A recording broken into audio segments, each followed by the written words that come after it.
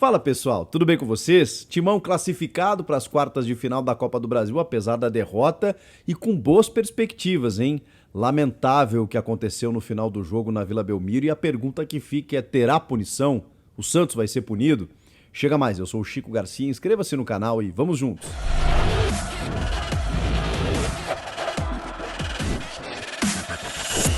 Rapaziada, se liga nessa dica. Você sabia que a OneFootball é a maior plataforma de mídia do mundo, né? É o meu aplicativo, é onde você confere todas as notícias, estatísticas, tudo sobre o mundo da bola. E agora, você pode assistir aos melhores momentos do teu time do coração assim que terminam os jogos pelo Campeonato Brasileiro e da Copa do Brasil, em altíssima resolução na palma do seu celular. O link vai ficar aqui na descrição para você baixar gratuitamente e ter acesso aos highlights, os melhores lances assim que terminam os jogos do Campeonato Brasileiro e da Copa do Brasil. É só ativar as notificações, seguir o seu time do coração lá que você fica por dentro de tudo. Link na descrição, você baixa gratuitamente e serve para qualquer celular. É impossível a gente não falar o que aconteceu no final do jogo, mas eu chego lá.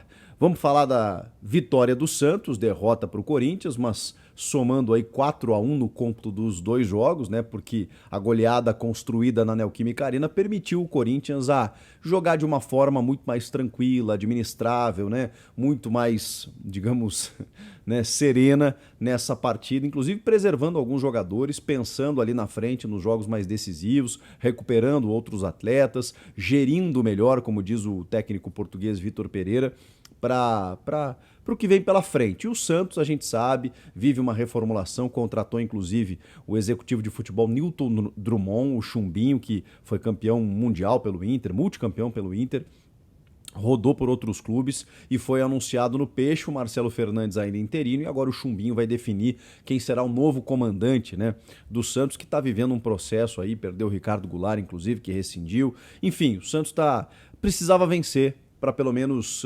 representar diante da torcida, né, dentro de uma reação. Não jogou tão bem assim, poderia inclusive, enfim, ter sofrido um empate em vários momentos, mas também chegou a ameaçar o gol do Cássio, que fez duas defesas importantes na primeira etapa, né, uma do Marcos Leonardo, outra do Ângelo, a cabeçada do Marcos Leonardo mais perigosa, essa sim, mas o Corinthians também, por outro lado, teve chances, né, como aquela com o Roger Guedes, que ele tenta dribla o João Paulo, né, mas chuta já sem ângulo e a bola bate na rede pelo lado de fora. O Corinthians também chegou em algumas oportunidades, mas o jogo foi morno, né? E vem o gol marcado pelo Marcos Leonardo no segundo tempo, a 20 minutos, quando ele sofre um pênalti do Cássio, que comete o pênalti e confessa, né? Porque ele chega atrasado, pega no pé do centroavante do Santos e já meio que com o seu semblante já admite que ali comete a penalidade. O Jean-Pierre Gonçalves Lima, o árbitro, marca no campo a penalidade que realmente aconteceu e ali o Marcos Leonardo faz o primeiro gol. Teve um outro lance que foi revisado pelo VAR que eu fiquei um pouco na dúvida e tudo mais, não acho que tenha sido suficiente do Gil no Marcos Leonardo para derrubá-lo, mas enfim, se marcasse, tem um toque, ele tem um contato, é que depois ele valoriza muito a alavanca, né? O jogador do Santos, de qualquer forma, não seria o suficiente para que o Santos revertesse o placar. Talvez, sei lá, né, um 2-0 ali pudesse ameaçar, mas já acho difícil, até porque o Vitor Pereira, inteligentemente, na reta final, adota a sua linha de 5 jogadores ali no sistema defensivo, que tem ajudado muito, né? Tem colaborado muito. Foi assim contra o Boca, contra o Flamengo e hoje da mesma forma, em que ele consegue segurar o resultado. Ele começa com um time até mais, digamos, aquecido do que eu imaginava, né? Um misto bem quente, né? Com o Cássio, o Rafael Ramos, aí o Raul Gustavo e o Gil, com o Bruno Melo na esquerda, o meio com o Rony, que fez uma boa partida, do Queiroz e Juliano, o Adson, o Lucas Piton e o Roger Guedes. Depois ele faz as suas mexidas, o Roger Guedes acaba saindo cedo no jogo, meio bravo, né? Mas eu confesso para vocês que eu não me incomoda quando o Roger Guedes reclama ao ser substituído. Num jogo aparentemente normal, tranquilo, o cara queria continuar em campo, pô, eu de verdade acho isso um bom sinal. Acho que o Roger está cada vez mais envolvido, cada vez mais querendo jogar, e isso é um mérito do Vitor Pereira. Ele conseguiu trazer indignação para o Roger Guedes. Tá faltando gol, né, para ele ter mais confiança. Andou cobrando umas faltas aí contra o Flamengo, a bola passava sobre a barreira, sobre o gol, né, sobre a meta. Tá faltando um golzinho, né? Ou alguns golzinhos aí pro artilheiro do time na temporada ter cada vez mais confiança. Tá chegando uma concorrência forte aí que é o Yuri Alberto, e aí ele vai pra ponta, talvez brigar com o Adson, enfim. Mas eu acho que é bom ter opções e eu não vejo nada demais, né? Quando ele tira o Piton e coloca o Robert Renan, você vê que o Vitor Pereira coloca ali, né? Mantém os dois zagueiros, o Raul e o Gil, o Raul Gil, e o Robert Renan com o Bruno Melo e o Rafael Ramos, linha de 5, ninguém passa. Ele também tira o Du para colocar o Xavier, que esse não entrou tão bem assim, né? O Juliano para botar o Mosquito e o Adson para entrar o Felipe Augusto. O Giovani entra no lugar do Roger e perde um gol inacreditável a 17 minutos do segundo tempo. Ali o Corinthians também poderia ter empatado o jogo, era meu palpite inclusive 1-1. Mas eu acho até que ele fez certo, viu? Porque ele chega na frente do goleiro, claro que ali o centroavante tem que definir e tudo mais, mas é importante, né? O jogador vai tendo rodagem, a Vila Belmiro é um alçapão, pressiona, é um jogo decisivo, o moleque quer, enfim, se consagrar, e ele, se ele chuta cruzado, provavelmente o João Paulo teria feito a defesa. Se ele tenta driblar, a defesa do Santos já estava fazendo a recomposição, então ele tentou o contrapé, tirou demais e acabou chutando para fora. Uma pena esse gol perdido pelo Giovani. O Santos, por outro lado, teve o João Paulo, o Madison, a boa dupla de zaga, Maicon e Eduardo Bauerman, Felipe Jonathan na esquerda, sem o Zanocelo que estava suspenso, né, com o Rodrigo Fernandes, Camacho e o Léo Batistão, já sem o Ricardo Goulart, e aí um ataque bem rápido, né, com o Ângelo, o Lucas Braga e o Marcos Leonardo. É um time que explorou, evidentemente, muitos lados do campo, porque não tem esse meia armador, esse meia articulador, então tem que apostar nesses dois jogadores, né? Gostei da partida do Ângelo, gostei da do Marcos Leonardo, mas também é verdade que a defesa do Corinthians se portou muito bem, né? O Cássio, como eu disse, fez essas defesas no primeiro tempo e só.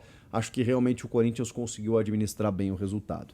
12.294 torcedores na Vila Belmiro para Santos 1, Corinthians 0. Corinthians classificado para as quartas de final. E agora, gente, agora vem aí uma sequência de 5 jogos até o confronto diante do Flamengo pela Libertadores, contando um deles a Copa do Brasil. O Corinthians ainda não sabe quem vai pegar, tem o sorteio na próxima terça-feira, para saber, e aí é sorteio mesmo, né? Para saber quem será o seu adversário. Pode até ser mesmo o Flamengo, que também classificou diante do Galo. A gente espera que não, né? 2 confrontos, Flamengo e Corinthians na Libertadores e na Copa do Brasil. De qualquer forma, isso também pode acontecer. E aí, até esse confronto pela Libertadores, nesses próximos jogos, o Corinthians vai se voltar para o Brasileiro e vai poder ver se esses jogadores vão voltando aos poucos, né? O caso do Fagner, Renato Augusto, o Maicon, um pouquinho mais para frente, o Maicon, o William também, né, que está com essa lesão no ombro, para o Corinthians ir encorpando. E a partir do dia 18, Yuri Alberto, essa semana, né, a gente deve ter a confirmação ainda do Balbuena, o Fausto Vera, né, volante argentino, que pode ser confirmado também a qualquer momento, enfim. O Corinthians vai encorpando para as fases decisivas e com boas perspectivas para essa temporada. Não sei se o Corinthians vai ganhar um grande título, mas que vai disputar esses títulos, disso eu tenho certeza. O que é disputar? É chegar na final, pelo menos numa semi de uma Libertadores. Sim, para mim isso é disputar títulos. É você chegar longe, é você, enfim, daqui a pouco não conseguir chegar numa conquista porque perdeu na bola para um adversário melhor, perdeu no detalhe. Isso para mim é disputar títulos. Eu não sei porque o futebol realmente não permite que a gente crave alguma situação, mas o trabalho do Vitor Pereira está muito bom em relação aos jovens, em relação a esses jogadores que estão evoluindo muito. Além desses caras da janela que eu citei, Matheus Vital e Ramiro, tenho impressão que nas mãos do Vitor Pereira vão crescer ainda muito. O Ramiro é um jogador muito tático, o time está precisando de meio-campistas, né? Até pelas lesões, pela sequência de lesões. O Matheus Vital, um jogador muito técnico, que jogou em times muito mais insuficientes, muito mais limitados. Com essa parceria, no comando do Vitor Pereira, eu tenho a impressão que o Matheus Vital pode crescer. É só uma impressão e a gente vai ter que acompanhar na sequência. Agora, infelizmente, eu vou ter que falar do que aconteceu no final do jogo. Foi uma das coisas mais lamentáveis que eu vi nessa temporada e olha, nos últimos tempos. E olha que essa temporada é recheada de episódios ruins, né?